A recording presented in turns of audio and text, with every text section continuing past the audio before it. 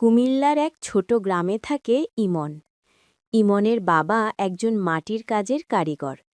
কাঠের চুলায় পাত্র পোড়ান, অভাবের সংসার চালান। একদিন ইমন স্কুলে গিয়ে দেখে বন্ধুরা নতুন ব্যাগ, নতুন জুতো নিয়ে এসেছে। ইমনের ব্যাগটা পুরনো, সেলাই করা। বন্ধুরা হাসতে হাসতে বলল, এই ব্যাগ নিয়েই স্কুলে আসো? ইমন চুপ করে থাকল। সন্ধেই বাড়ি ফিরে বাবাকে বলতে গিয়েও থেমে গেল, কারণ বাবা তখনও চুলার আগুনে গরম পাত্র বের করছেন। কপালে ঘাম ঝরছে। হঠাৎ বাবার হাতের থেকে একটা মাটির কলস পড়ে গিয়ে ভেঙে গেল।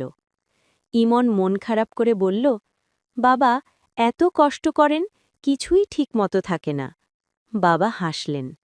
মাটির ভাঙা টুকরো হাতে নিয়ে বললেন, দেখছ ইমন, ভাঙা মাটিও আবার গড়ে উঠতে পারে। যেটা ভাঙে সেটা দুর্বল নয়, আবার তৈরি হওয়ার শক্তি তার আসল শক্তি। সেদিনের পর ইমন আর নিজের জিনিস নিয়ে লজ্জা পায়নি, বরং সিদ্ধান্ত নিল যা আছে তাই থেকেই নিজের শক্তি বানাবে। কয়েক বছর পর ইমন স্কুল থেকে সেরা ফল করে কলেজে ভর্তি হল।